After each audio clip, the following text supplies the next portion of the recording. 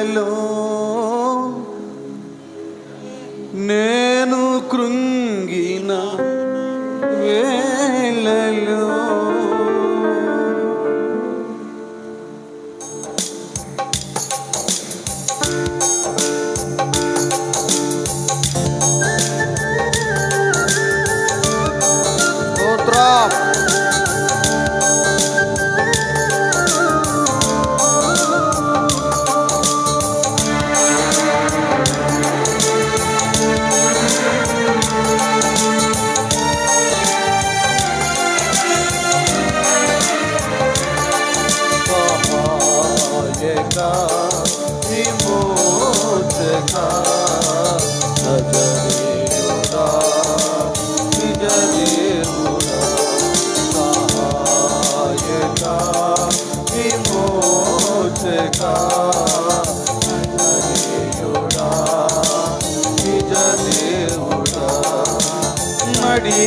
నడిపించినావు నీ కృపతో, నడిపించినావు నీ కృపతో, కాపాడినావు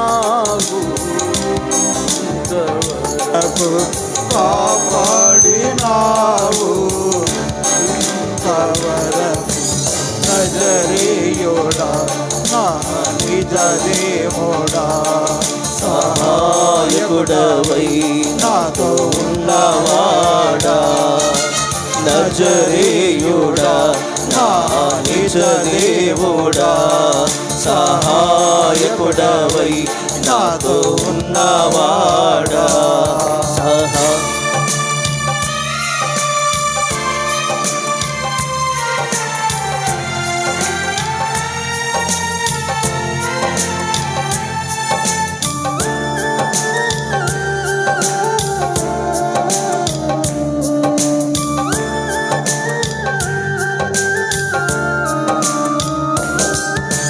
కష్టాలలో కన్నీళ్ళలో నేను కృంగిన వేళలో,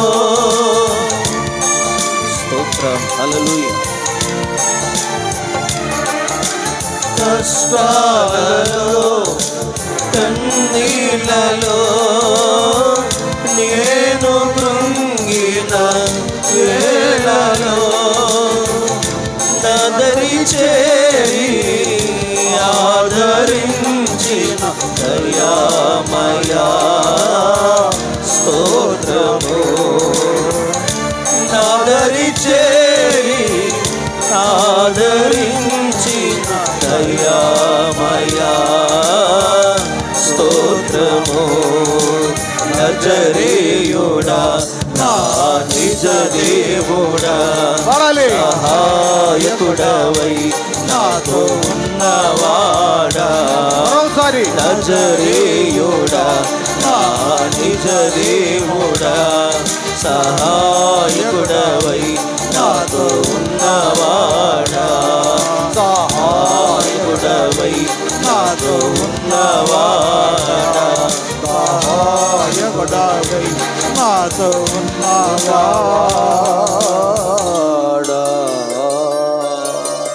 స్తోత్రం హల్లెలూయా. అద్భుత సాక్ష్యాలు. ఎవరు కూడా అధైర్యపడొద్దు. మనము ఆ వరసలో ఉన్నాం. దేవుడు మనకు అందించబోయే స్వస్థత కానీ, నెమ్మది కానీ, దీవెన కానీ, సమస్యల పరిష్కారం కానీ ఆ క్యూలో ఉన్నాం మనం.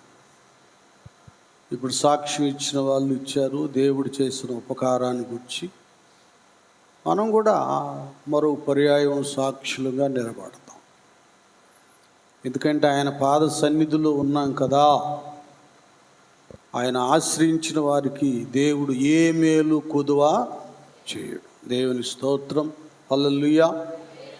మరి ఈ దినపు కీర్తన భాగంలో ఈ 100 చెప్పండి ఎంత 100 గట్టిగా 135వ కీర్తన. ఇందులో విషయాలన్నీ అద్భుతమైనటువంటివే. మీ అందరికీ ఎరిగినటువంటి ఒక చిన్న సంగతిని జ్ఞాపకం చేస్తాను. ఈ 135వ కీర్తన 2వ వచనం, యెహోవా మందిరములో మన దేవుని మందిరపు ఆవరణములలో నిలిచి ఉండువారలారా యెహోవాను స్తుతించుడి. యెహోవా మందిరములో అంటే మన దేవుని మందిరపు ఆవరణములలో నిలిచి ఉండు వారలారా. అది నిలిచి ఉండే భక్త బృందాన్ని గురించి ఈ కీర్తనాకారుడు తెలియజేస్తున్నాడు. ఏం తెలియజేస్తున్నాడు? ఆ దేవునపు మందిర ఆవరణమును నిలిచి ఉండే వారలారా యెహోవాను స్తుతించుడి. యెహోవాను స్తుతించుడి. యెహోవా దయాళుడు. చాలా యెహోవాను స్తుతించుడి. ప్రత్యేకంగా ఈ దేవుని యొక్క మందిర ఆవరణములో నిలిచి ఉండే వారికి ఈ విషయాలు ఎందుకు జ్ఞాపకం చేస్తున్నాడు? వారినే ఈ కీర్తనాకారుడు ఎందుకు బలపరుస్తున్నాడు? వారిని ఎందుకు స్తుతించమని చెప్తూ ఉన్నాడు? దావీదు భక్తుడు లేక ఈ కీర్తనలు రాసినటువంటి భక్తులు ఎవరైనా వారు అనుభవంతో ఆత్మీయతతో వాళ్ళు వ్రాసిన మాటలే, కొత్తొచ్చిగా కాదు. ఈ మందిరావరణంలో నిలిచుండేవారే ఎందుకు స్తుతించాలంటే, ఇదే కీర్తనాకారుడు అన్నట్లు మృతులు నిన్ను స్తుతించునా అని కూడా ఉంది. ఎవరు మృతులు? అపరాధముల చేత పాపముల చేత చచ్చిన వారు, ఆధ్యాత్మిక పరంగా చచ్చిన స్థితిలో ఉన్నటువంటి వారు, మన భాషలో చెప్పాలంటే రక్షణ లేనివారు, క్రొత్తగా జన్మించినటువంటి వారు, ఆత్మ సంబంధమైన జన్మ లేని వారు, వారి స్థుతి అంటే రక్షణ లేని స్థుతి, చచ్చిన ఆత్మీయతలో చచ్చిన స్థితిలో ఉన్న స్థుతి. ఈ స్థుతి దేవునికి అంగీకారంగా ఉండదు. దాదాపుగా నేటి క్రైస్తవ లోకంలో వాళ్ళు నేర్చుకొని ప్రతిదీ ఆచారంగా చేస్తున్నారు. నేర్చుకుంటాం అయితే ఉంది కానీ, నేర్పు అయితే ఉంది కానీ ఆ వ్యక్తులలో మార్పు లేదు. యెషయా అంటాడు, వాళ్ళు నేర్చుకున్నాయే దేవుణ్ణి ఏదేదో చేస్తున్నారు కానీ, నేర్చుకొని చేస్తున్నారు కానీ వాళ్ళు మార్పు కలిగి చేసినటువంటివి కానే కావు. అదే యేసు ప్రభులు వారు మత్తయి సువార్తలో, ఈ ప్రజలు నన్ను పెదవులతో ఘనపరుస్తున్నారు కానీ వారి హృదయము నాకు దూరముగా ఉన్నది. వారి హృదయము నాకు దూరంగా ఉన్నది. మనుషులు కల్పించిన పద్ధతులు, చూడండి ఇక్కడ, మనుషులు కల్పించిన పద్ధతులు దైవోపదేశములని బోధించుచు వారు నన్ను వ్యర్థముగా ఆరాధించుచున్నారు. చూసారా? మనుషులు కల్పించినటువంటి పద్ధతులని, దైవోపదేశాలని బోధించుచు దేవునిని వ్యర్థంగా ఆరాధిస్తున్నారు. అర్థమవుతుందా? మనం కూడా దేవుని మందిరంలో ఉంటున్నాం. మన ఆత్మీయస్థితి ఎలాగుంది? మన ఆత్మీయతలో బ్రతికిన వారంగా ఉన్నామా, చచ్చిన వారంగా ఉన్నామా? దేవుని మందిర ఆవరణములో ఏదో భౌతికంగా ఆ సమయాల్లో సందర్భాల్లో మనకు రోగం వచ్చినప్పుడు, సమస్య వచ్చినప్పుడు కదా, కష్టం వచ్చినప్పుడు అప్పుడు నిలబడుతున్నా, నిత్యము నీ సన్నిధిలో సంపూర్ణమైన సంతోషము కలదు. నీ సన్నిధే నాకు పెన్నిది, నీవే నాకు కావాలి, నీ మందిరావరణము శ్రేష్టమైనది అని కొరహు కుమారులు అన్నట్లుగా యెహోవా నీ మందిరములు ఎంత రమ్యములు. చూసారా, నీ నివాస స్థలము ఎలాగుందంట?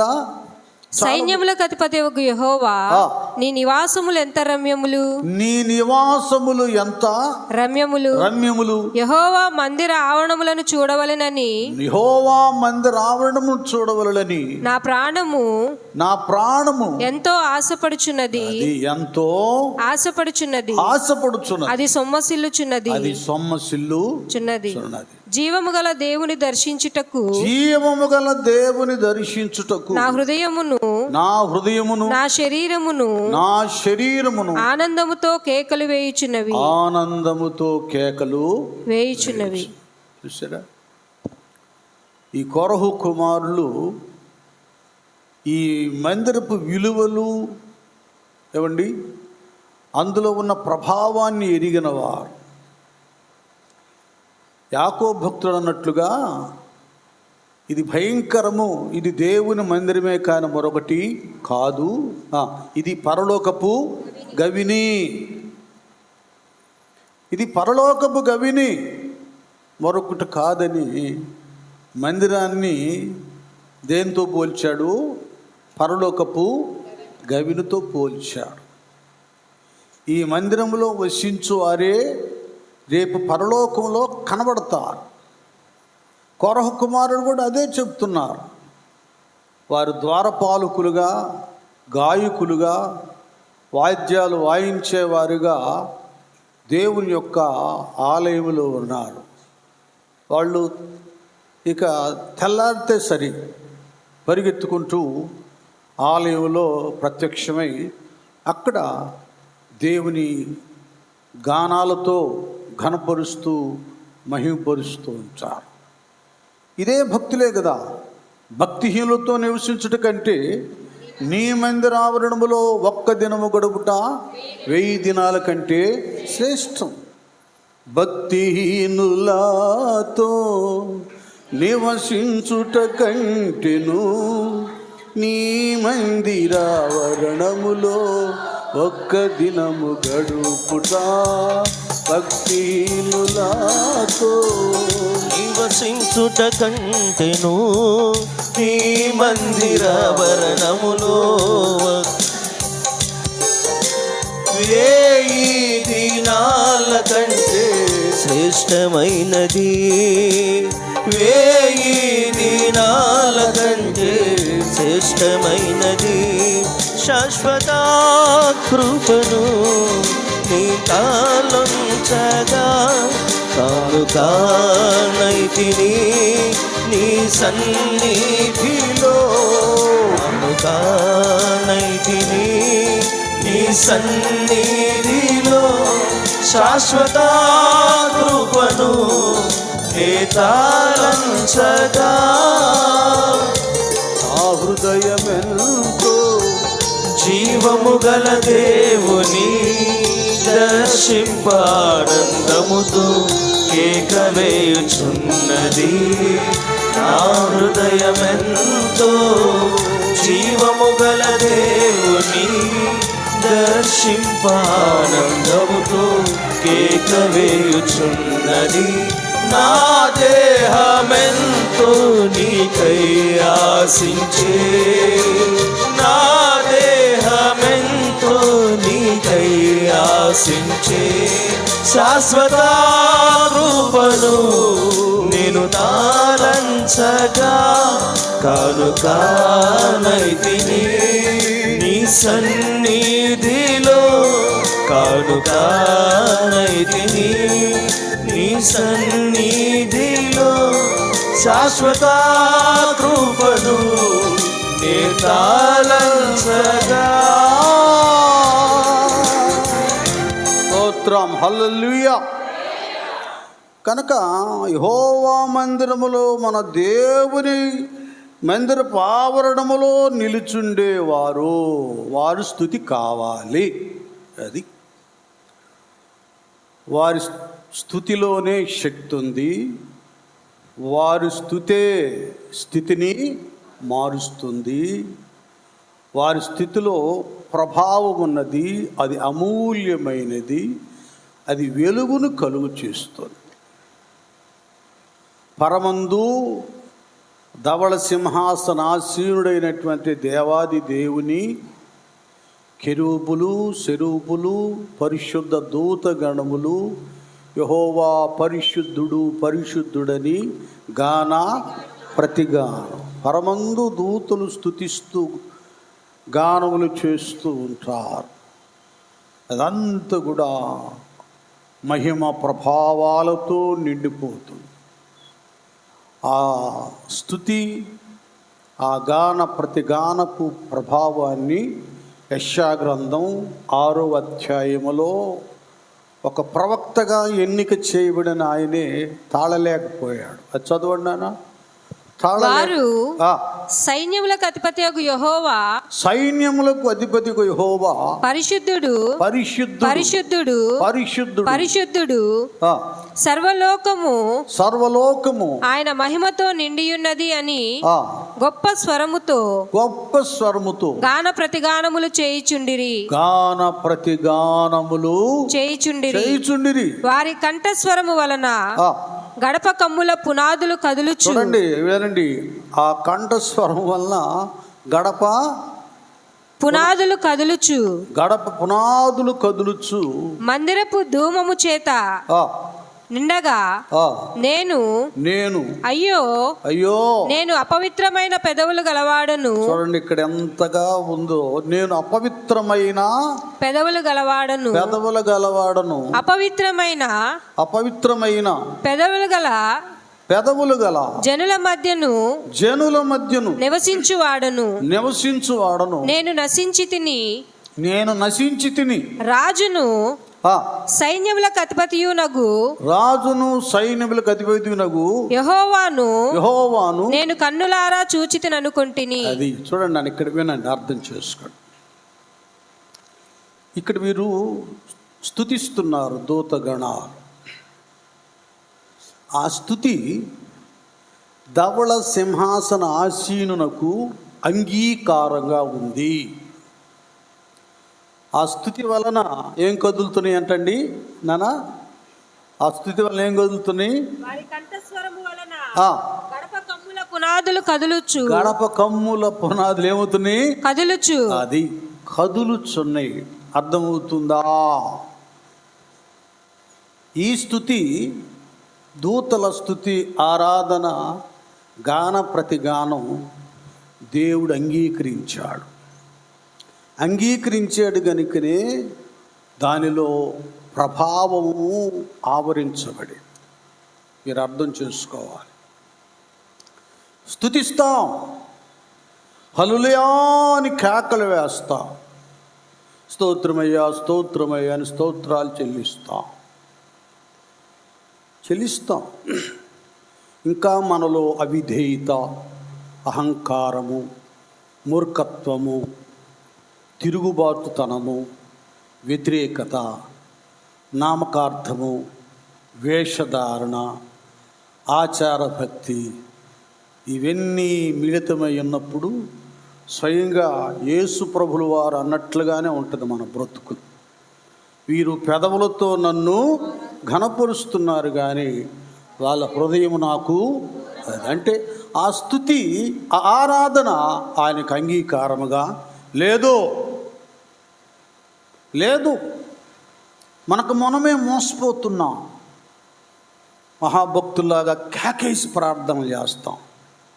ఏమండి, పెద్ద దూతల్లాగా స్తోత్రమయ్యా హల్లెలూయా హల్లెలూయా అంటాం. ఇవన్నీ నేర్చుకున్నాయి. యెషయాలో 29 ఎక్కడో అంటాడు, మీరు చూడండి తర్వాత 13. ఇవన్నీ నేర్చుకున్నాయి. సంఘానికి వస్తున్న భక్తులు, మనకు ముందున్నటువంటి పరిశుద్ధులు ఏముండో ఇదే కాదు, కొందరు భాషలు కూడా నేర్చుకున్నారు.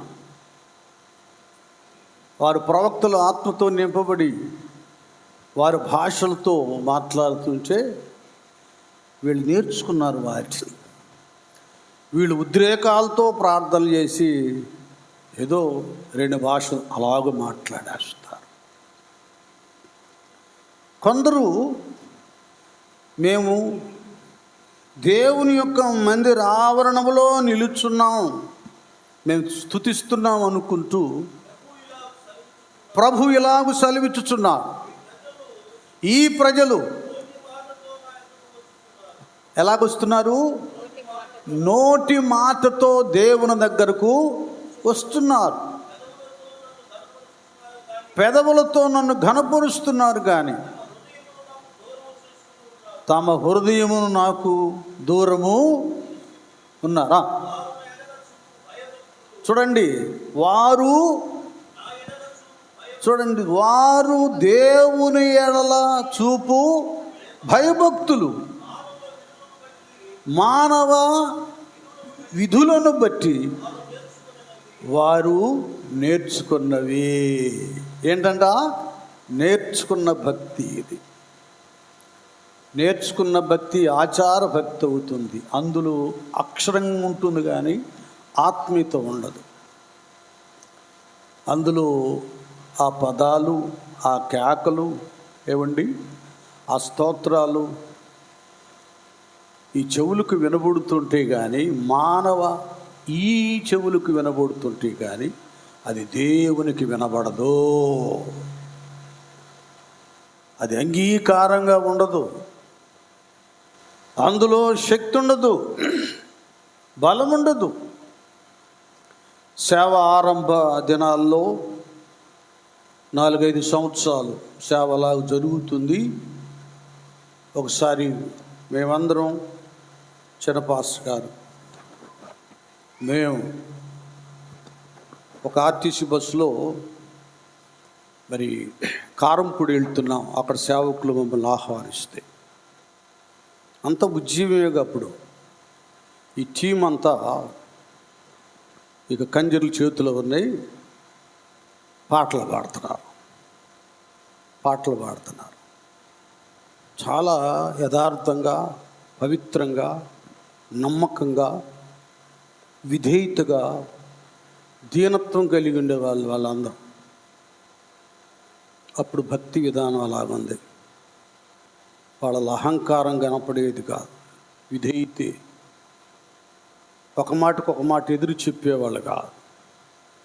అలాగూ పాడుతూ ఉండగా కండక్టర్ టికెట్లు ఇస్తున్నాడు. అతనిలో చీకటి శక్తి ఉంది. టక్మంటి పడిపోయాడు. బస్సు ఆపేశారు. నాకు అర్థమైపోయింది, మీరు పాటలు ఆపమన్నాను. అంటే ఆ స్థితిలో, ఆ గానములో, దేవుని అంగీకారంగా ఉండేటటువంటి ఆ స్థుతి గానాల్లో ఇంత దైవ ప్రభావం ఉంది. గట్టికి చప్పట్లు పడదాం. ఆపండి, కండక్టర్ కాబట్టి సరిపోయింది, టికెట్లు ఇచ్చాయన. అదే డ్రైవర్ అయితే యాక్సిడెంట్ అయ్యేది, ఆపమన్నా.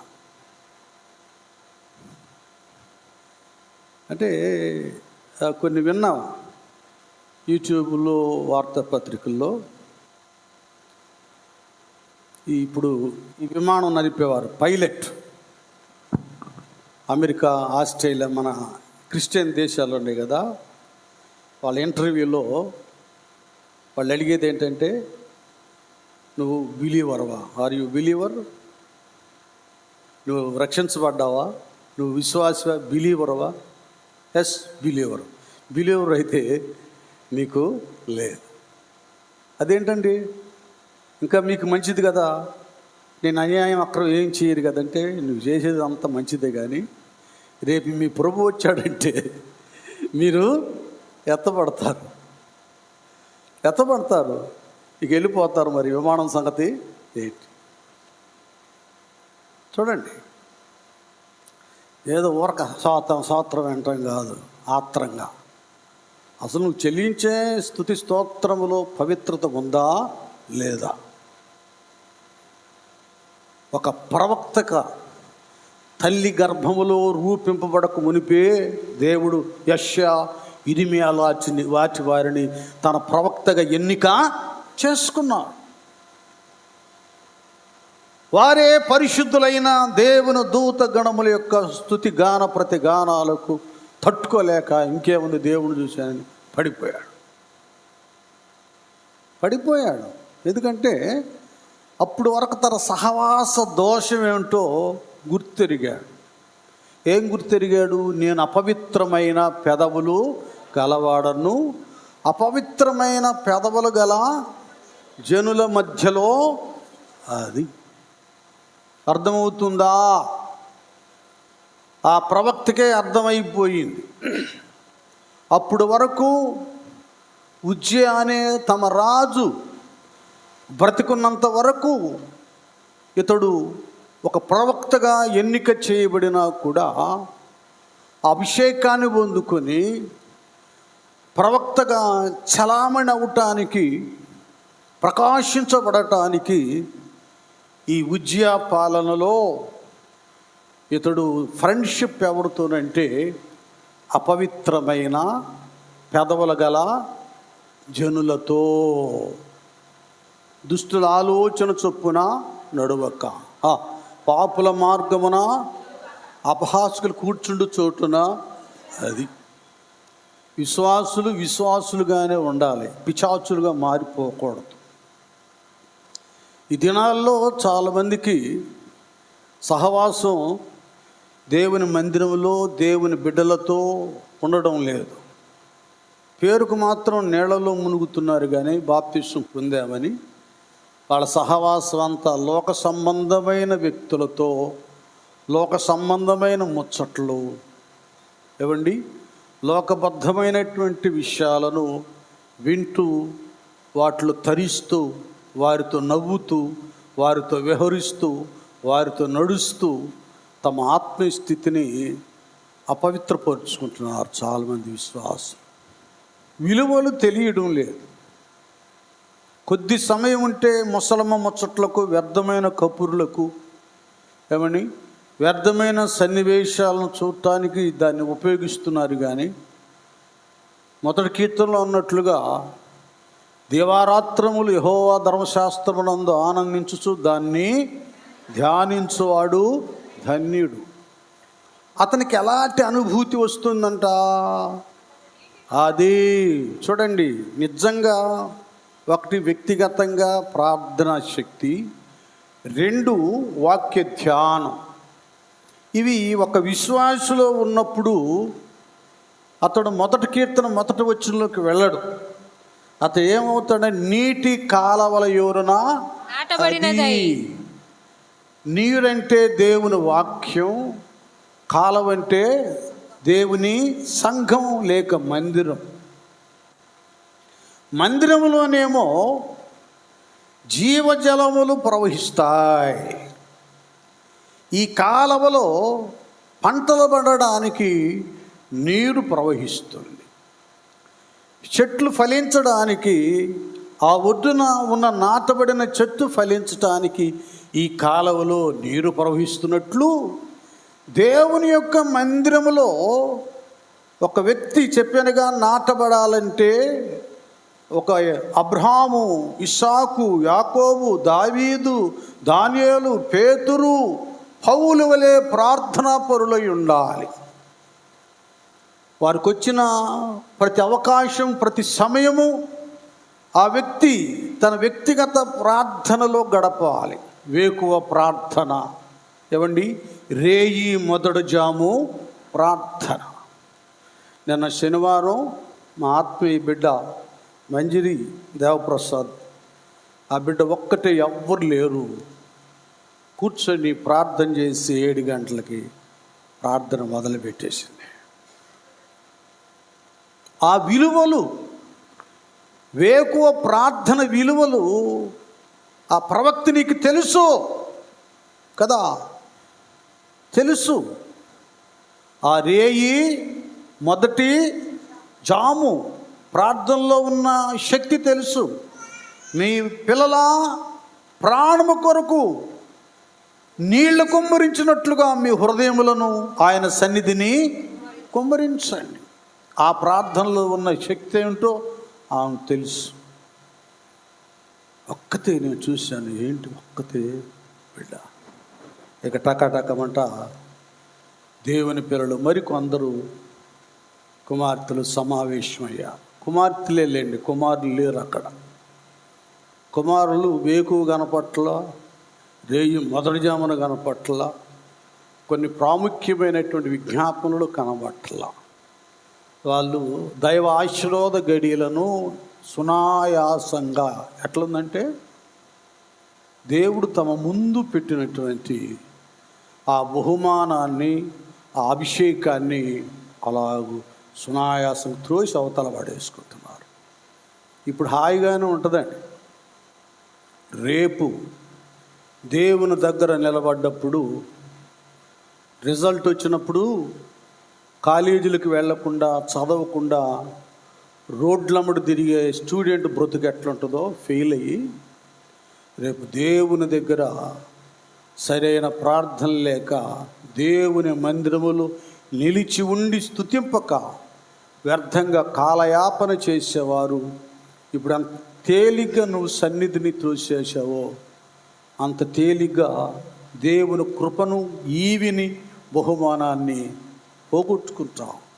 అక్రమము చేయవారులారా మీరెవరో నేను ఎరుగను పొండి అంటారు. అలా మనం చేసుకోకూడదు. ఆయన సన్నిధిలో నిలిచుండాలి.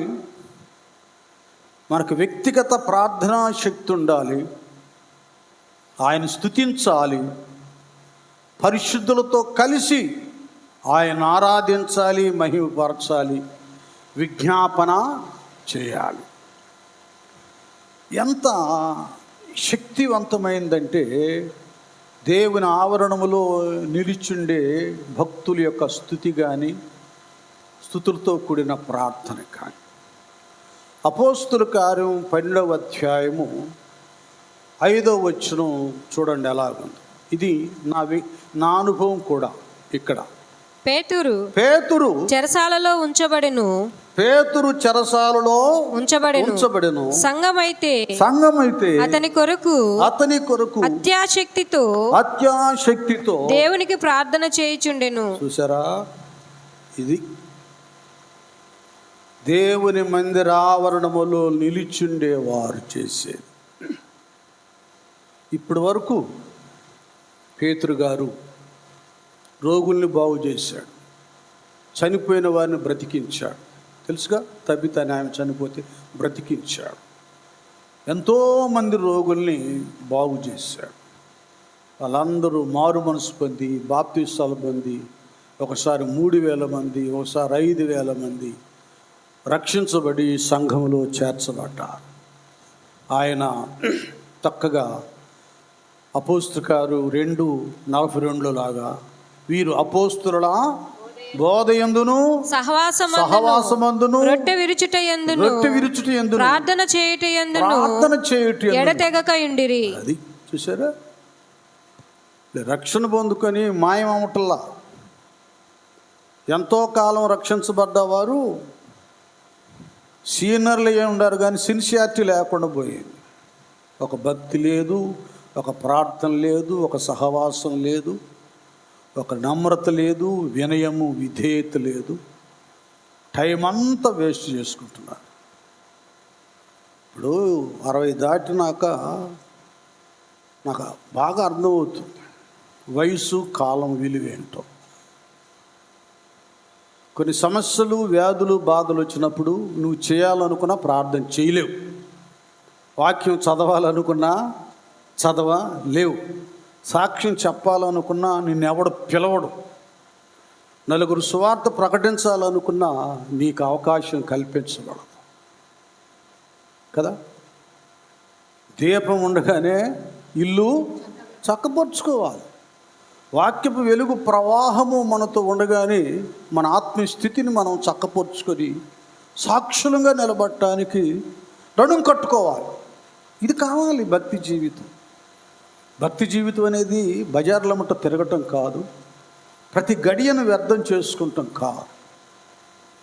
దేవుని దగ్గర శ్రద్ధాభక్తులతో జీవించాలి. పేతురు గారు చాలా గంభీరంగా వాడబడుతున్నాడు. రోమా గవర్నమెంట్కి తెలిసిపోయింది. ఆ పేతురు గారు పౌలు గారు కూడా వాడబడ్డాడు. ఈ సంగతి పేతురు సంగతి తెలిసి వెంటనే గూఢచారుల దగ్గర సమాచారం తెలుసుకొని ఆ పేతురు అనేవాడు ఎక్కడున్నాడో తీసుకురండి, ఇంకా ఇలాగ ఇతన్ని ఉంచితే మన రోమా గవర్నమెంట్ని కూల్చేస్తాడు,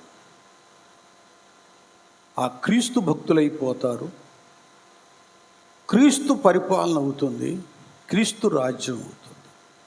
వాస్తవంగా ఈ భక్తులెవరూ కూడా రాజకీయ పరంగా యోధా సామ్రాజ్యాన్ని గురించి ప్రకటించలేదు, రోమా సామ్రాజ్యం గురించి ప్రకటించలేదు, క్రీస్తు రాజ్యాన్ని గురించే ప్రకటించాడు. ఆ రాజ్యం ఈ లోకంలో ఓట్లేస్తే గెలిచే రాజ్యం కాదు.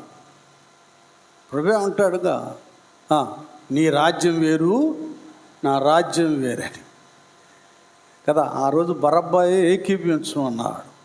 నీ రాజ్యం వేరు నా రాజ్యం వేరయ్యా, నాది పరలోక సంబంధమైనది, అందుకే పరలోక రాజ్యం సమీపించింది కనుక మీరు మారు మనసు పొందు. ఇది ఎందుకు? ఇది క్రీస్తు రాజ్యం, ఇది ఈ లోక సంబంధమైనది కాదు, పరలోక సంబంధమైనది. ఈ లోకంలో మనం కూడా ఎలక్షన్లో నిలబడి ఒక పార్టీ పెట్టుకొని గెలిచి ఈ దేశాన్ని పరిపాలన చేసేది కాదు. అది ఈ లోకంలో ఉన్న వ్యక్తులు పరిశుద్ధులై మత మార్పిడి కాదు, మనస్సు మార్చుకొని పవిత్రత కలిగి హృదయ శుద్ధి గలవారు ధన్యులు, వారు దేవుని చూచెదరు. దేవుని చూచి దేవుని మార్గంలో నడిచి పరలోక రాజ్యాన్ని సంపాదించుకుంటానికి ఈ సువార్త, ఈ ప్రచారం పార్టీ ప్రచారం కాదు, పరలోక రాజ్య వ్యాప్తి ప్రచారం. ఇది అందరికీ అర్థం కాదు. ఇది ఆత్మీయతలో లోతుగా ఉన్న వారికే అర్థమవుతుంది. ఒక ఆయన రోజు కన్వర్షన్ చేసేస్తున్నాడు అన్నాడు. పాప ఆయనకి తెలియదులేండి. ఆయన కూడా కీర్తన చదివాడు, చర్చికి వెళ్ళి ఏదో వాక్యంలాగా మాట్లాడాడు, హ్యాపీ క్రిస్మస్ అన్నాడు. ఏదో వాళ్ళ క్లాష్ వచ్చింది, ఇలాగ అంటున్నాడు. కన్వర్షన్ చేయడం, మార్చడం అనేది ఇది పార్టీ మారినట్లు మారేది కాదు. ఇది మనస్సు మార్పు. ఆయనకే లేదు మారు మనసు, ఇతరులను ఎవరిని మార్చగలడు? ప్రభువులో బ్రతుకు పవిత్రమైనది. నీ దేవుడైన యెహోవాను నేను తప్ప నీకు వేరొక, అది దేవునిలో పరిపూర్ణంగా జీవించేది. వీటి వైపు ఓట్ల కొరకు వాటికి వీటికి దండాలు దశకాలు పెట్టేది కాదు. నా ప్రభువుని నేను విడువను, ఆయన ఎన్నడను ఎడబాయను, ఆయనే నా మట్టుకైతే బ్రతుకుట క్రీస్తు. ఇది సమర్పణతో త్యాగంతో కూడింది ఈ స్థితి, ఈ మార్గం. ఏమండి, కనుక వీళ్ళకి భయం వేసింది రోమన్లకి. అందరూ మారిపోయి ఇక మా రోమా రాజ్యం పతనమై క్రైస్తవ రాజ్యాన్ని, క్రీస్తు రాజ్యాన్ని వాళ్ళు స్థాపిస్తారేమో అనుకుంటున్నాడు. వాస్తవమే, ఆ రాజ్యం ఈ మనుషులు కనబడేది కాదు.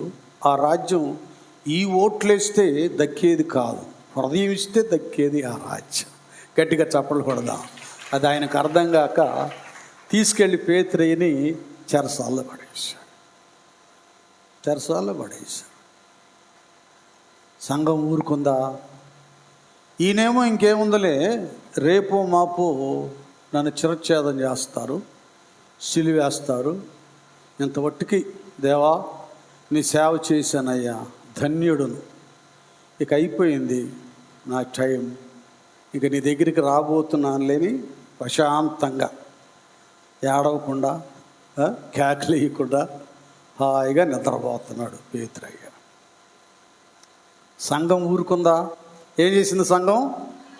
అత్యాశక్తితో ప్రార్థన. దేవుని స్తోత్రం. హల్లెలూయా. చెరసాలలో వేసిన సంకెళ్ళు బిగించిన వేసిన సంకెళ్ళు బిగించిన సంగము ప్రార్థించగా సంకెళ్ళు విడిపోయెను. ఆమేన్. సంఘము ప్రార్థించగా సంకెళ్ళు విడిపోయెను. యెహోవా నీ నామము ఎంతో బలమైనది, ఎంతో బలమైనది, ఎంతో బలమైనది యెహోవా నీ నామము. హల్లెలూయా. అత్యాశక్తితో ప్రార్థన చేస్తున్నా. అయ్యగారిని జైలు వేశారా? అట్టాగానే ఎవరింట్లో వాళ్ళు బాగా వండుకొని తిని పడుకోలే. ఏమైతే మనకెందుకులే, వచ్చే వాక్యం చెబితే ఎందాంలే, ప్రార్థన చేస్తే చేపించుకుందాంలే. లేదు,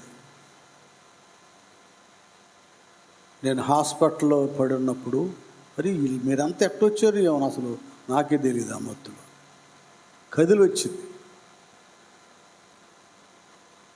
ముందే వాళ్ళు ఫోన్ చేస్తుంటే ఇప్పుడు వద్దులే, స్టాఫ్ ఊరుకోవడం లేదు హాస్పిటల్ వాళ్ళు, ఇంటి అక్కడికి వచ్చి నాకు మందిని దగ్గర చూడవచ్చులేమని వీళ్ళు ఫోన్ చేశారు. నేనున్న 4 రోజులు నాతోనే బిడ్డలు ఉన్నారు కొంతమంది. అమ్మాయి ప్రతిభ, మనం ముద్దుగా కంచు అని పిలుస్తామే, ఇక్కడ నిజంగానే ఆధ్యాత్మికపరమైన కంచు.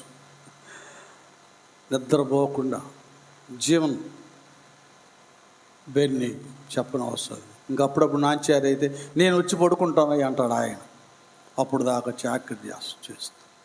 ఇలాగ బిడ్డలు సంఘ పెద్దలు రావడం, దర్శించడం విన్నంటూ ఉన్నారు.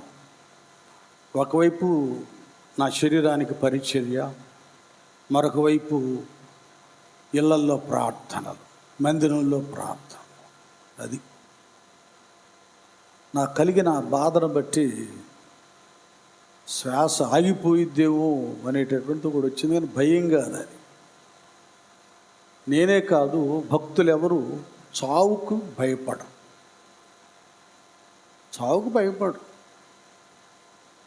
ఎందుకంటే నా మట్టుకైతే బ్రతుకుట, చావైతే, ఎందుకంటే అక్కడ వెళ్ళిపోతారుగా ప్రశాంతంగా. భక్తులు చావుకి భయపడరు. అయితే దేవుడు బ్రతికిస్తాడు, ఆ బ్రతుకును సార్థకం చేసుకోవాలి. ఇది దేవుడిచ్చిన బ్రతుకు. ఆ బ్రతుకు ఆయన కొరకే, దాన్ని సద్వినియోగం పరచాలనేది రావాలి. ఇప్పుడు ఎంత కృతజ్ఞత లేని వాళ్ళు అయ్యారంటే 10 మంది కుష్ఠరోగుల్లాగా భయంకరమైనటువంటి రోగం, చాలా హీన అవస్థలో ఉన్న పరిస్థితిలో దేవుడు బాగు చేస్తే బాగైనాక రోడ్లమ్మడి తిరుగుతున్నాడు. దేవుని మహిమపరచాలి, ఆలయంలో చేతులెత్తి ప్రార్థించాలి. వీళ్ళకి తెలియట్లా, దేవుడు ఒక ఛాయిస్ ఇస్తాడు, దాన్ని మనం సద్వినియోగపరుచుకోవాలి. మనం ఆ సిలువ మీద ఉన్నాడు ఒకవైపున దొంగ, అట్లా ఉండకూడదు. వాడు ఎంత భయంకరుడంటే, ఈ మాట నాకు చదువుతుంటే భలే చూడాను. ఒకసారి లూకాసు వార్తకి వెళ్ళరా, 23వ అధ్యాయం 37 నుంచి చదువు. 23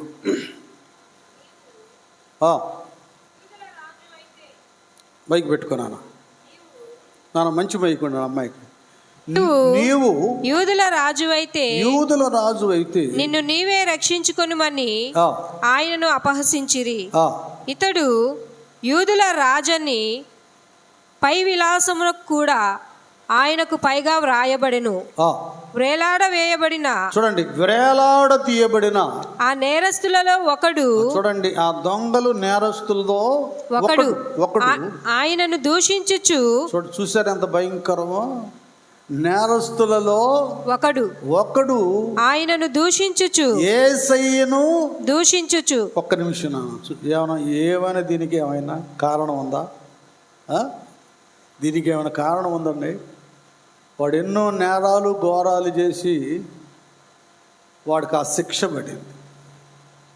ఇక్కడేమో సర్వమానవాళి యొక్క పాప పరిహారార్థమై వాళ్ళ రక్షణ కొరకు ఈయన కలువరి శిలువలో రక్తం చిందించి మరణించబోతున్నాడు. అందరికి మేళ్ళు ఉపకారాలు చేసిన వాడే కానీ కీడు చేసిన వాడు కాదు యేసు ప్రభువా. అలాంటి నీతిమంతుని, నిర్దోషిని అకారణంగా ఆ రక్షకుని పక్కనే ఉండి, ఆ శిలువ రక్తపు ప్రోక్షణ పక్కనే ఉండి, ఆయన గాయాల పక్కనే ఉండి, ఆయన గాయాల వలన స్వస్థత, ఆయన రక్తం వలన పవిత్రత, పరలోక భాగ్యం దొరుకుతుంది. ఆయన చేరువులోనే ఉండి ఆయన ఏం చేస్తున్నాడు నాన్న? యేసయ్యను ఏం చేస్తున్నాడు? ఇతను ఆయనను దూషించుచు. చూసారా? ఇట్లుంది మన సంఘంలో, మన మందిరంలో కూడా ఇలా చేస్తున్నాము. ఆయన మందిరంలోనే ఉన్నాం, ఆయన సన్నిధిలోనే ఉన్నాం, ఆయన సహవాసంలో ఉన్నాం. ఎక్కడైతే ఇద్దరు ముగ్గురు నా నామమున కూడి ఉందరో వారి మధ్య ఆయన మధ్యలోనే ఉంటున్నాం. ఆయనకు ఆయాసకరమైన పనులు చేస్తున్నాం, మాటలు మాట్లాడుతున్నాం, తలంపులు కలిగి ఉన్నాం. వాడేమో డైరెక్ట్గా దూషించాడు. మన క్రియలతో, మన నిర్లక్ష్యముతో, మన అవిశ్వాసముతో, మన వ్యతిరేక స్వభావంతో మన దేవుని మనము దూషిస్తున్నాం. ఆయన నామాన్ని అవమానపరుస్తున్నాం. విశ్వాసిగా నువ్వు బ్రతకటం లేదు. బ్రదర్వి నిజంగా క్రీస్తులో బ్రదర్గా నువ్వు బ్రతకటం లేదు. వ్యర్థమైన నీ ప్రవర్తన వలన యేసయ్య గాయాలను రేపుతున్నావు. వాడేమో డైరెక్ట్గా దూషించాడు, నువ్వు మానసికంగా నీ క్రియలతో దేవుని గాయపరుస్తున్నావు. తర్వాత చదువునాను అలాగే, నీవు క్రీస్తువు కదా, నిన్ను నీవు రక్షించుకొనుము. నువ్వు క్రీస్తువు కదా, నిన్ను నీవు రక్షించుకొనుము. మమ్మును కూడా రక్షించుమని చెప్పెను. మమ్మల్ని కూడా రక్షించుమని చెప్పాను. అదండి బాధ. రక్షించమంటే ఆత్మరక్షణ కాదు, ప్రాణరక్షణ. ఇప్పుడు వీడు సాగు తప్పించుకోవాలి, బయటికి రావాలి, అంతకంటే మునుపటి కంటే ఎక్కువ నేరాలు ఘోరాలు చేయాలి. ఇది వీడాశ. ఎందుకు బ్రతకడం అంటే లోకంలో జీవించడానికి, ఇంకా దుర్మార్గమైన పనులు చేయడానికి. కొందరు బ్రతుకులు కూడా అట్లాగే ఉన్నాయి. మందిరాలు, స్వస్థతలు, మేళ్ళు, ఉపకారాలు, ఆశీర్వాదాలు, ఎన్నో అభివృద్ధికరమైన వాటిని పొందుకుంటారు. తీరా ఒడ్డుకు చేరిన తర్వాత తప్ప తగలబెట్టినట్లుగా ఇక దేవునితోని, సంఘముతో, సేవకులతో ఏమాత్రము సన్నిహిత సంబంధం కలిసిమెలిసి ఉండవు. లోకాన్ని హత్తుకుంటారు. ఇలాంటి శిలువ మీద ఒకవైపున దొంగలాగా చాలామంది ఉన్నారు. వీడికి కావలసింది ఎందుకు? రక్షణ, ప్రాణరక్షణ అంటే మళ్ళీ ఇంకా ఎక్కువగా దుర్మార్గమైన పనులు చేయడానికి. నెక్స్ట్ మరొకడు ఏమంటున్నాడు? అయితే రెండవ వాడు వానిని గద్దించి, అది ఎవడైతే వంకరగా మాట్లాడుతున్నాడో వాడిని గద్దించాడు. నాన్న మీరందరూ వినండి, సద్భక్తితో నువ్వు బ్రతుకుతున్నావు, నీ సోదరుడు సహోదరి ఆత్మీయతలో సరైన మార్గంలో లేరు, త్రోవ తప్పారు. వాళ్ళకి ప్రార్థన లేదు, వాక్యం లేదు, సహవాసం లేదు, ఐక్యత లేదు, ఈ స్తుతి అర్పణ లేదు, దేవుని ఆలయంలో నిలిచుండి అనుభూతి లేదు, నువ్వేం చేయాలి? ఈ కుడివైపున్న దొంగ ఎడమవైపున దొంగ ఏం చేశాడు నానా? గద్దించాలి. చూసావా? ఇంకా కొద్ది క్షణాల్లో చావబోతున్నానన్న సంగతి ఈయనకి తెలుసు. ఈ కొద్ది గడియలోనే, చావబోయే గడియలోనే నేను సరిచేయబడాలి, నా ప్రక్కన ఉన్నవాడు కూడా సరిచేయబడాలి. ఏం మొక్కమాట పడలా, ద్వేషించలా, దూషించలా, గద్దించి. అది సంఘంలో నీ సోదరి సహోదరులు బాగుండాలంటే వాళ్ళని హెచ్చరించాలి, గద్దించాలి. దేవుని సహవాసంలో, మందిరంలో నిలిచుండేటట్టుగా చేయటం నీ బాధ్యత.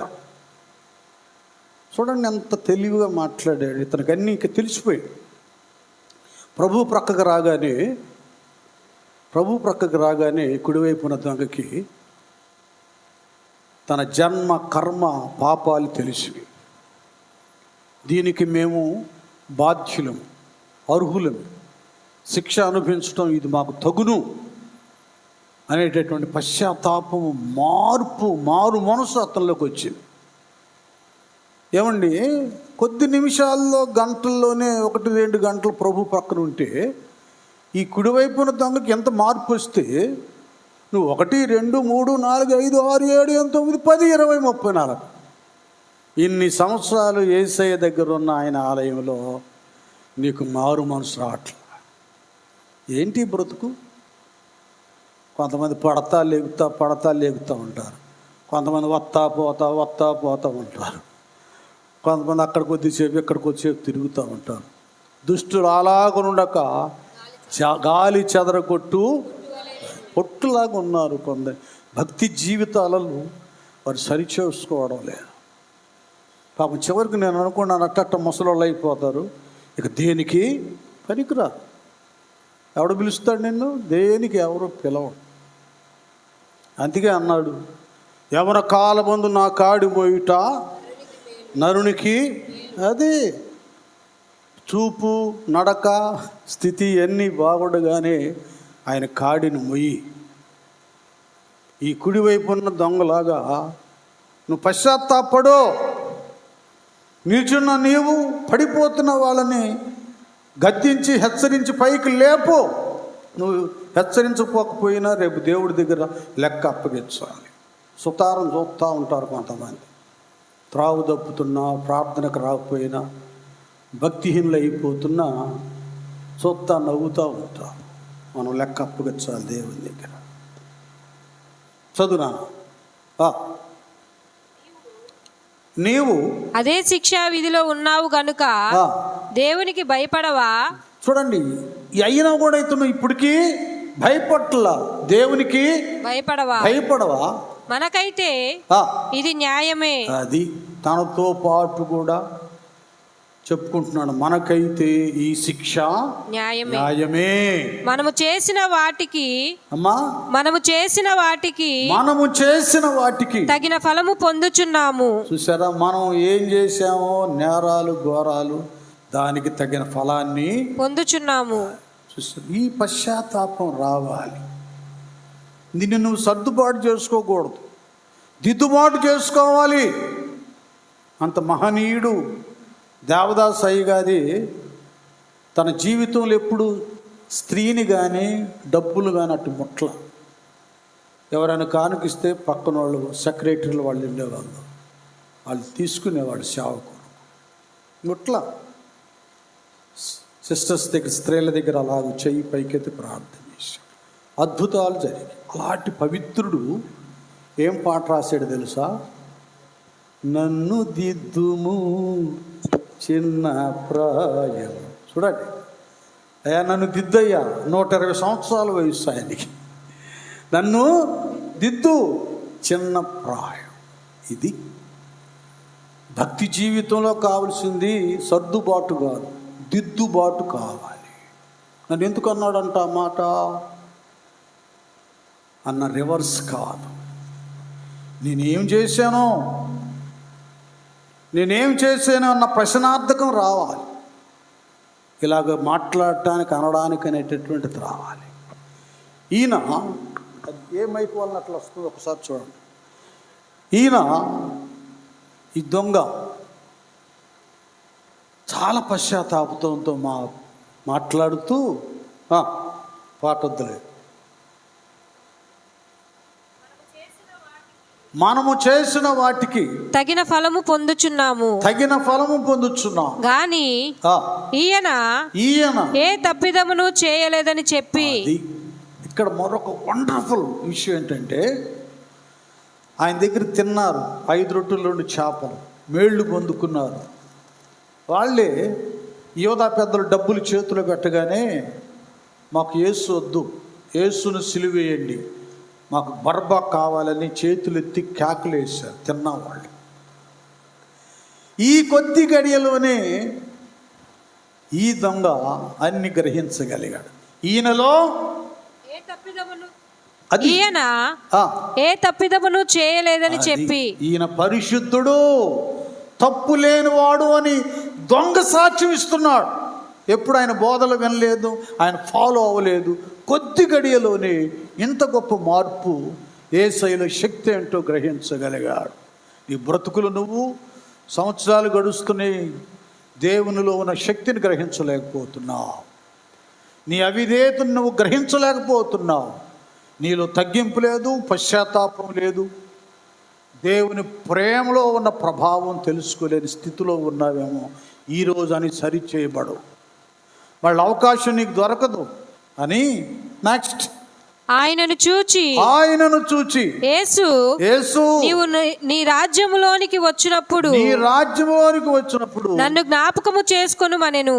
చూసారా, పశ్చాత్తాపుడై ఆయన రాజ్యంలో ప్రవేశించటానికి ఆతృత పడుతున్నాడు. ఏది గట్టిగా చప్పలు పడదామా? ఏముండవు మనకి. దేవుడిచ్చే బహుమానాలు కావాలి, ఘనతలు కావాలి, ఆధిక్యతలు కావాలి, అన్నీ కావాలంటే అట్లా తిరుగుతాయి. నీలో సరైన విరిగి నలిగిన మనసు, పశ్చాత్తాపం ఉంటే నువ్వు సంపాదించుకుంటావు దేవుని దగ్గర. దేవుడు ఇస్తానంటాడు. వెంటనే వండర్ఫుల్ వాడు యేసయ్య అందుకు ఆయన వానితో నేడు నీవు నాతో కూడా పరదేశులో ఉందువని నిశ్చయముగా నీతో చెప్పుచున్నానని. మరోసారి చప్పట్లో దేవునికి స్తోత్రం. ఆ పశ్చాత్తాపము, ఆ ప్రార్థన, ఆ విజ్ఞాపన యేసయ్య అంగీకరించాడు. ఇప్పుడు నేను వెళ్తున్నాను, నేడు నీవు నాతో కూడా నిశ్చయముగా నీతో ముద్రేశాడు. ఇక నువ్వు పరలోకమే రాని. కానీ అది దేవునికి మనం సన్నిహితంగా ఉన్నప్పుడు ఎడం వైపున దొంగలాగా దూషించటం కాదు. దేవుని ఆలయంలో ఉన్నావు, నిలిచి స్తుతించే భాగ్యం నువ్వు పొందుకోవాలి. ఇదిగో కుడి వైపున దొంగ వలె పశ్చాత్తాపం నీకు కావాలి. అందులో శక్తి ఉంటుంది. ఇక్కడ సంఘం అంతా ఏం చేశారు? పేతురయ్య చెరసాల్లో ఉంటే అత్యాశక్తితో ప్రార్థన చేశారు. ఇంకంతే. వెంటనే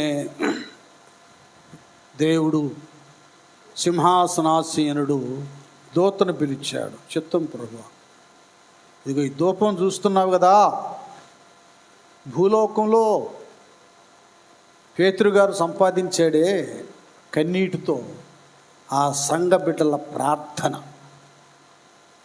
వారంతా చెరసాల్లో ఉన్నటువంటి తన ఆత్మీయ తండ్రిని విడుదల చేయమని నాకు విజ్ఞాపన చేస్తున్నారు. ధూపం వలె సింహాసనాన్ని ఆవరించి కదిలిస్తుంది ఈ ప్రార్థన. అర్థమవుతుందా? పరిశుద్ధులు సంఘం యొక్క స్తుతులు, ప్రార్థనలు ఉన్నతమైనవి. దాన్ని యాకోబు ఏమంటాడు? మనఃపూర్వకమైనదై బహు బలము గలదంట, శక్తివంతమైనది. ఆలయములో నిలిచి ఉండి వారి యొక్క స్తుతులు, ప్రార్థనలు శక్తివంతమైనవి. దేవుడు తన దూతను పంపించాడు. దూత పేతురయ్య దగ్గరికి వెళ్ళాడు. ఆ చెరసాల తలుపులన్నీ కూడా తెరవబడ్డాయి. ఎంతమందో కావలి వారు ఉన్నారు, అందరూ మత్తులైపోయారు. పేతురుని లేపాడు దూత. ఆ వస్త్రం వేసుకో, పాదరక్షలు ధరించు, నడుం కట్టుకొని చక్కగా బయటికి తీసుకొచ్చాడు చెరసాల్లో నుండి. స్తోత్రం చేద్దాం. హల్లెలూయా. చూడండి ఎంత ఉన్నతమైనటువంటిదో. దేవుని యొక్క మందిరములో ఆవరణము నిలిచిండు వారి యొక్క స్తుతి ప్రార్థన శక్తివంతమైనది, శక్తివంతమైనది. అలాంటి శక్తిని నీవెందుకు సంపాదించుకోకూడదు? దేవుని ఆలయములో అభిషేకాన్ని, ఆ ప్రభావాన్ని నీవెందుకు నీ సమయాన్ని వ్యర్థం చేసుకోవాలి? ఇది చాలామందికి తెలియటం లేదు. మందిరం అంటే అనుకుంటున్నారు ఏదో ఒక పార్కు అనుకుంటున్నారు. అది ప్రేయర్ హాల్ అనుకోవడంలా సినిమా హాల్ లాగా ఉంది. కొంతమందికి వాళ్ళకి ఇష్టమైతే వస్తారు, లేకపోతే లేదు. ఆ ఫ్యాన్ కిందకు వచ్చేపు కూర్చుంటారు, వెళ్ళిపోతారు. వాళ్ళకి ఆవేశం వచ్చినప్పుడు గట్టి గట్టిగా ప్రార్థన చేస్తారు. తర్వాత అసలు నాకు సంబంధం లేదన్నట్లు ఉంటారు. వీళ్ళని ఏమనాలి మీరే చెప్పండి? నాకు తెలియదు, నేను ఎరగనన్నట్లు ఉంటారు. రేపు దేవుడు కూడా నీవెవరో నాకు తెలియదు అంటాడు. ఈ స్తుతి ప్రార్థనల్లో ఇంత శక్తి ఉంది. ఒక్కటి చెప్పి నేను ముగిస్తాను. అపోస్తుల కార్యం 16వ అధ్యాయం. ఇది అంత 16వ అధ్యాయం ఎంత ఉన్నతమైందంటే, అక్కడేమో ఆ సముద్ర తీరమున లూదియా హృదయము తెరవబడి, ఆ తర్వాత ఏమో పుతోను అనేటటువంటి చిన్నదానికి 14-15 సంవత్సరాల లోపు ఉంటుంది. ఆమెకు పుతోను అనే దెయ్యం ఆవరిస్తుంది అన్నమాట. ఆ శక్తి ఆవరించినప్పుడు ఆమె సోది చెప్పిద్ది వచ్చిన వాళ్ళకి. ఆ దెయ్యం ఆ అమ్మాయిని ఆవరిస్తుంది, చిన్నదాన్ని. మా ఇంట్లో బిందెలు పోయినాయి, ఆ బిందెలు ఎవరో కాదు పక్కింటోళ్ళు తీసారని చెప్తూ ఉంటుంది అన్నమాట. నాకు అది పోయింది, ఇది పోయింది, లేకపోతే ఇట్లా అయింది, అట్లా అయింది అంటే సోది ఉంది కదా, సోది చెప్తా ఉంటుంది. ఆమె కొంతమంది ఆధ్వర్యంలో ఉంది. ఆ చిన్నది పుతోను దెయ్యం పట్టిన అమ్మాయి. వాళ్ళందరిని వరుసలో నిలబెడతారు, ఒక్కొక్కడికి సోది చెప్తూ ఉంటుంది. ఆ ఇచ్చే డబ్బులు వీళ్ళు పోగు చేసుకుంటారు. ఆ 800 ఏమవుతాయో రాత్రి అయ్యేలేకి తలా కొద్దిగా పంచుకొని ఆ పిల్లకి ఏదో కొద్ది చేతులు పెట్టి పంపిస్తారు. ఇట్లా జరుగుతుంది రోజు. ఆమెను పట్టింది దైవాత్మ కాదు, దురాత్మ. దురాత్మ ఏం చేసింది? మనిషిని పీల్చి చేసి పడేసింది. పిప్పి చేస్తుంది అంటే చంపేసింది కొంతకాలానికి. దైవాత్మ శక్తిని కలుగు చేసింది, చచ్చే స్థితిని కూడా బ్రతికిస్తుంది దైవాత్మ అంటే. చాలా ఘోరం అయిపోయింది. ఇంకా పౌలు శీలలు అక్కడికి వస్తున్నారు. ఇక ఈ పుతోను దెయ్యం వాళ్ళని పొగుడుతుంది. ఏం పొగుడుతుంది? ఆమె పౌలును మమ్మును వెంబడించి ఈ మనుషులు సర్వోన్నతుడైన దేవుని దాసులు. చూసారా? దెయ్యాల కన్నా తెలుస్తుంది కానీ సేవకుల గురించి ఈ భక్తులకు జరిగిట్లా. ఏరు సర్వోన్నతమైన దేవుని దాసులు వీరు మీకు రక్షణ మార్గము ప్రచురించు వారై ఉన్నారని కేకలు వేసి చెప్పెను. ఆమె ఇలాగు అనేక దినములు చేయుచుండెను గనుక పౌలు వ్యాకులపడి దాని వైపు తిరిగి నీవు ఈమెను వదిలిపొమ్మని యేసుక్రీస్తు నామమున ఆజ్ఞాపించుచున్నానని ఆ దయ్యముతో చెప్పెను.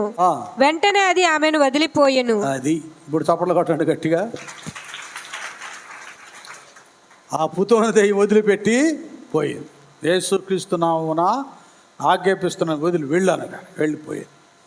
ఇక చూడండి, ఇప్పటి వరకు ఆమెను ఫీడ్ చేస్తూ స్వాధీనపరుచుకొని ఇప్పుడు ఎట్లయితే ఈ బెగ్గింగ్ మాఫియా ఉందో, ఎవరో పిల్లల్ని తీసుకొచ్చి ఎత్తుకొని అడుక్కుంటాం, పిల్లలకి కాళ్ళు చేతులు వంకరలు చేయడం, అడుక్కున్న డబ్బును పోగు చేసుకుంటాం. వీళ్ళు అట్లాగా ఈ సాతాను మాఫియా అన్నమాట ఇది. ఈ అమ్మాయిని అడ్డం పెట్టుకొని పోగు చేసుకుంటున్నారు. పౌలు శీలలు ఆ దెయ్యాన్ని యేసయ్య నామమున ఆజ్ఞాపించినప్పుడు అది పోయిన వెంటనే వీళ్ళ కోపం వచ్చేసి కింద ఏం రాయబడింది నాన్న? తర్వాత ఆమె యజమానులు ఆమె యజమానులు తమ లాభ సాధనము పోయేనని చూచి, అది తమ లాభ సాధనము పోయినని చూచి పౌలును శీలను పట్టుకొని గ్రామపు చావడిలోనికి అధికారుల యొద్దకు ఈడ్చుకొని పోయిరి.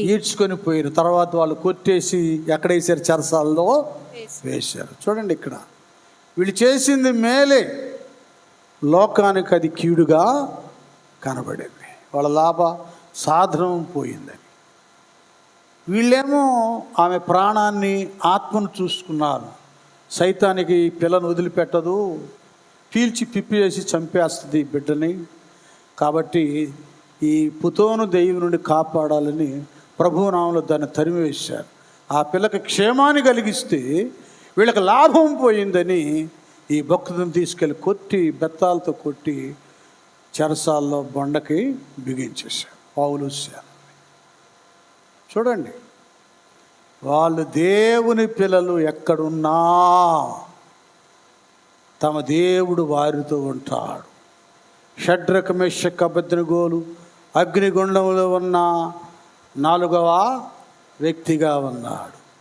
దానియేలు సింహపు బోన్లో ఉన్న ఆయనతో ఆయన ఉన్నాడు. ఆటి సింహాల నోళ్లను మూసివేశాడు. ఆయన భక్తులతో ఉంటాడు. చెరసాల్లో వీరు దేవుని సన్నిధిలో, దేవుని ఆలయ ఆవరణములో నిలిచుండే భక్తులు కనుక ఆ సెల్నే, ఆ చెరసాలనే వాళ్ళు మందిరంగా మార్చారు. గట్టిగా చప్పట్లు కొడదాం, గట్టిగా. ఆపదలు నన్ను వెన్నంటి ఉన్నా నా కాపరి నీవై, ఆపదలు నన్ను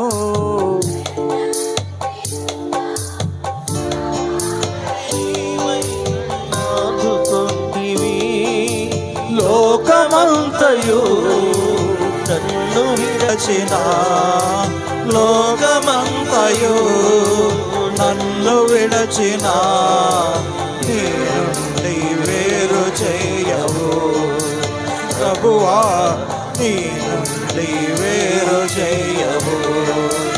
ఎన్ని తలచినా, ఏది అడిగినా జరిగేది నీ చిత్తమే ప్రభువా, జరిగేది నీ చిత్తమే.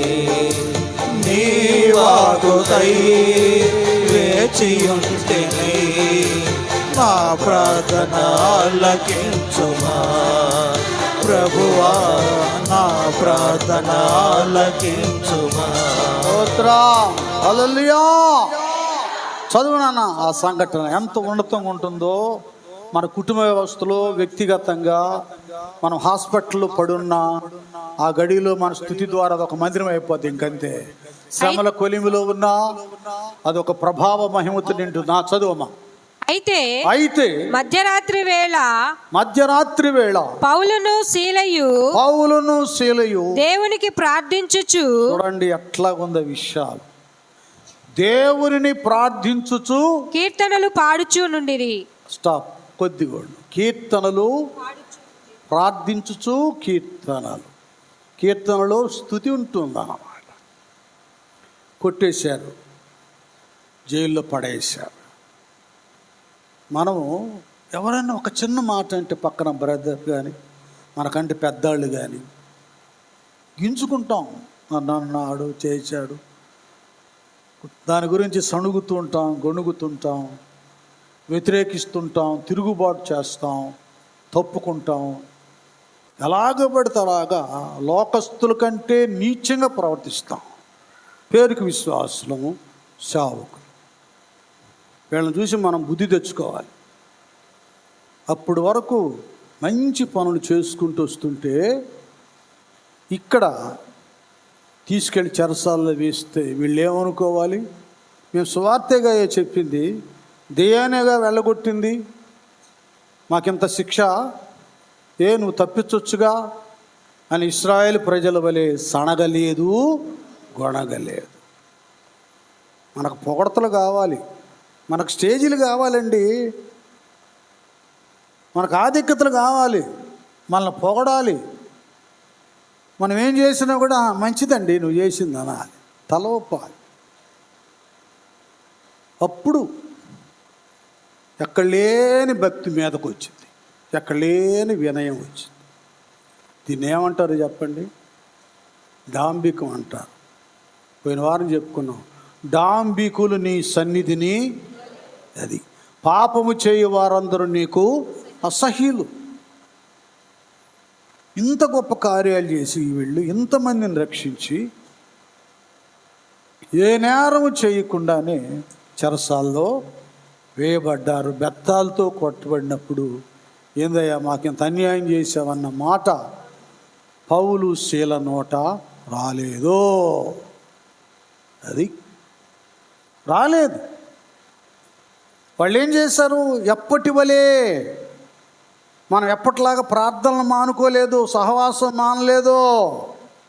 వీళ్ళకి అలవాటు, చెప్పారుగా, వాళ్ళని ఎత్తునెక్కించుకుంటే హత్తుకుంటారు, లేకపోతే కంటికి కూడా కనబడరు. ఇదొక టీం అన్నమాట, విచిత్రమైన టీం. పాపం వీళ్ళ బ్రతుకులంతా రావడం పోవటమే కానీ నాటబడటం ఉండదు. వారు యెహోవా మందిరములో నాటబడినదై అక్కడ ఫలిస్తారు. ఫలించే బ్రతుకులు ఉండవు. ఏం మాట్లాడకుండా ప్రార్థనలతో దేవునికి ప్రార్థించుచు కీర్తనలు పాడుచు ఉండిరి. ఖైదీలు వినుచుండిరి. ఖైదీలందరూ వినుచుండిరి. ఒకసారి గట్టిగా చప్పట్లో. ఇక్కడ వండర్ఫుల్ వర్డ్ ఏంటంటే ఖైదీలు వినుచుండిరి. అందరిలా కాదండి, ఈ వినడం వేరు. వారు సరిగా వింటున్నారు. ఆ పాటల్లో ఉన్న వాక్య సారం వాళ్ళ చెవుల్లో నుండి హృదయంలోకి వెళ్ళిపోయింది. సంఖ్యలు విడిపోవడం అంటే కేవలము ఈ ఇనుప సంఖ్యలు కాదో, ఉక్కు సంఖ్యలు కాదో, వాళ్ళ హృదయాంతరంగంలో ఉన్న నేరాలు ఘోరాలు చేసి ఆ సంఖ్యలు ఏమైపోయినాయి? విడిపోయినాయి. స్తోత్ర హల్లెలూయా. ఎందుకంటే అవి విడిపోకపోతే, ఈ సంఖ్యలే విడిపోతే వాళ్ళు కంటికి కూడా కనపడకుండా, చెరసాల నాయకునికి సైనికులు కనపడకుండా మాయమైపోయేవాళ్ళు. వాళ్ళు దొంగలు చాలా చురుగ్గా తెలివిగా ఉంటారు. వాళ్ళు చిన్న సందు దొరికితేనే పారిపోతారు. షార్లెస్ శోభరాజు అనే నేరస్తుడు, వాడికి చిన్న స్పూన్ దొరికిందంట, పెద్ద అగాధమే తవ్వి అండర్ గ్రౌండ్ దేవి పారిపోయాడు.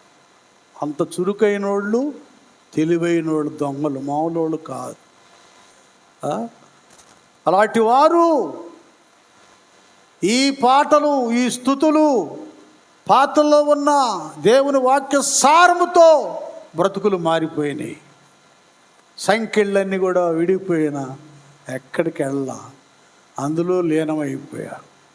వీళ్ళేమో నోటితో పాడుతున్నారు హృదయంలో నుంచి, వారేమో అంతరంగంలో దొంగలు, నేరస్తులు, ఖైదీలు ఆలకిస్తున్నారు. పౌలు శీలను బంధించి చెరసాలలో వేసిన, పౌలు శీలను బంధించి చెరసాలలో వేసిన, పాటలతో ప్రార్థించగా చెరసాల బ్రతలాయి. ఆమేన్. పాటలతో ప్రార్థించగా చెరసాల బ్రతలాయి. యెహోవా నీ నామము ఎంతో బలమైనది, ఎంతో బలమైనది, ఎంతో బలమైనది. యెహోవా నీ నామము స్తోత్రం, హల్లెలూయా. చూడండి, అక్కడ ఆ చెరసాల రద్దలైపోయింది, ఖైదీల సంఖ్యలు ఓడిపోయాయి. ఇక అనుకుంటున్నాడు చెరసాల నాయకుడు, కదా అదేగా జరిగేది, ఇంకేముంది, నేరస్తులందరూ వెళ్ళిపోయారు, నాకు శిక్ష తప్పదని భయపడుతున్నాడు. కత్తి తీసుకొని ఇంకెందుకు ఈ భయంకరమైనటువంటి శిక్ష నాకని పొడుచుకొని చావబోయాడు. ఆగో, నువ్వు ఏ ప్రాణహాని చేసుకోవద్దు, ఎవరు తప్పిపోలేదు, అందరూ ఇక్కడనే ఉన్నారు. అది అర్థమవుతుందా? దేవుని యొక్క మందిరావరణను నిలిచి ఉండేవారు స్తోత్రాలు స్తుతుల వలన నీ ఇంట్లో ఎవరు తప్పిపోరు, లోకంలో పడిపోరు, వాళ్ళ భద్రంగానే దేవుని సన్నిధిలో దాచబడతా. నువ్వు ప్రార్థించే వ్యక్తులు తొలగిపోరు, వారు వర్ధిల్లుతారు, దీవించబడతారు. అది అయితే నీకు వ్యక్తిగత ప్రార్థన సన్నిధి అనుభవం ఉండాలి. ఆలయ సంఘ ప్రార్థన అనుభవం ఉండాలి. ఇందులో బలగం ఉంది, బలం ఉంది, శక్తి ఉంది. శక్తి ఉంది. నీకు నీవుగా సొంత నిర్ణయాలు, ఆలోచనలు, ఆవేశ ఉద్రేక ప్రార్థనలు, అహంకారంతో కూడిన పరిచయుని ప్రార్థనలు దేవుని దగ్గర పనికిరావు. దేవుడట అహంకారులను ఎదిరించి దీనులకు కృప చూపువాడు. సహోదరులు ఐక్యత కలిగి ఉంటే ఎంత మేలు, అది శాశ్వత జీవమును ఆశీర్వాదమునై ఉన్నది. అది ఇలాగూ భక్తులతో కలిసి నువ్వు స్తుతిస్తే, ప్రార్థిస్తే ఏ ప్రాణహాని కీడు నీకు జరగదు, ఎవరు తప్పించుకోపోలేదు.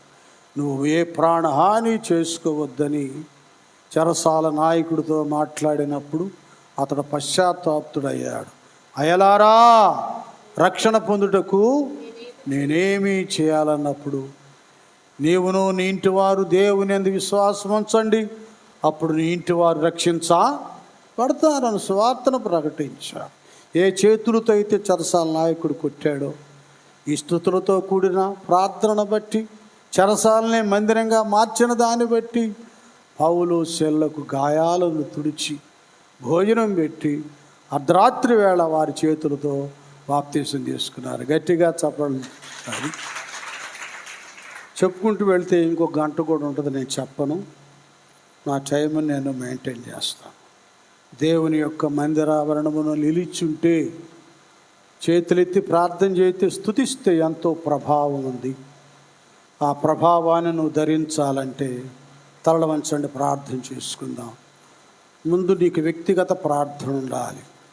నువ్వు సరైన మారు మనసు పొందాలి. మాయ మనసు కాదు. మాయ మనసు అనేది మినుగుడు పురుగులాంటిది, మెరుస్తూ ఆరిపోతుంటుంది. నువ్వు వెలుగుతో ఉండవు, పోతా ఉంటావు, ఆరిపోతుంటావు. సరైన వ్యక్తిగత ప్రార్థన ఉంటే నీలాంటి పరిశుద్ధులతో కలిసి ప్రార్థించటానికి మంచి మనసు నీకు ఉంటుంది. ఆయన మందిరావరణంలో నిలుచుంటావు, చేతులెత్తి ప్రార్థిస్తావు, స్తుతిస్తావు, దేవుడు ఆలకిస్తాడు, అద్భుతమైనటువంటి కార్యాన్ని చేస్తాడు. అందరూ అలా తలల వంచి ప్రార్థించండి. అయ్యా, కనికరం గల దేవా, నువ్వు నన్ను ఆదుకోవాలి. నీ సన్నిధిలో సరిగా ప్రార్థన చేయలేకపోతున్నా, చాలా కృంగిపోయి ఉన్నాను నాయన. నన్ను నిలబెట్టు, లేవనెత్తయ్యా. అయ్యా, ఈ భక్తిహీన బంధము నుండి నన్ను తొలగించయ్యని అందరూ అలాగే ప్రార్థించారు.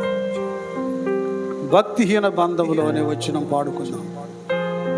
నేనుండగా శ్రమల పడి ఉండగా, ఇరుగులో విశాలతను కలిగించిన దేవా, ఇరుకులో విశాలతను కలిగించిన దేవా, నీ చల్లని ఒడిలో నన్ను నన్ను చేర్చగరావా, నీ చల్లని ఒడిలో నన్ను చేర్చగరావా. ఆధారం నాకు ఆధారం, నాకు తోడు నీడై ఉన్నది కృపయే ఆధారం. ఆశ్రయము నా ఆశ్రయము, ఆపత్కాలమందు ఆశ్రయము, నీ నామం ఆశ్రయము. దిగులు పడిన వేళలలో దరి చేరిన దేవా, అవమానపు చీకటిలో బలమిచ్చిన నా దేవా. దిగులు పడిన వేళలలో దరి చేరిన దేవా, అవమానపు చీకటిలో బలమిచ్చిన నా దేవా. చీకటిలో వెలుగువై నడిచొచ్చిన నా దేవా, చీకటిలో వెలుగువై నడిచొచ్చిన నా దేవా. నీ చల్లని ఒడిలో నన్ను చేర్చగరావా, నీ చల్లని ఒడిలో నన్ను చేర్చగరావా.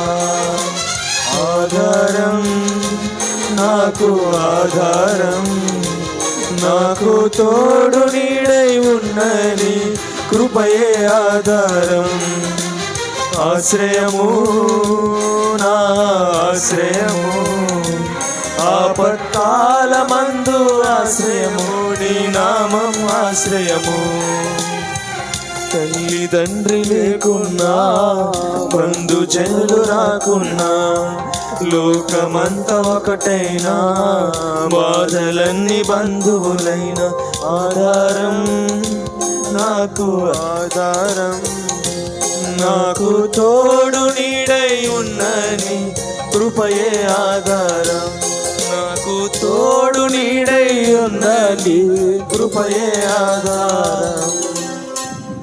ప్రార్థించుకుందాం. అందరలాగూ ప్రార్థన కోరుకుందాం. మరి దైవ సేవకురాలు ఆమె మన తండ్రి దేవుని ప్రేమ, కుమారుడైనటువంటి యేసుక్రీస్తు వారి కృప, పరిశుద్ధాత్మని యొక్క అన్యోన్య సహవాసం సకల పరిశుద్ధులకు కూడి వచ్చిన మనందరికీ సదాకాలము తోడయుండును గాక. ఆమేన్.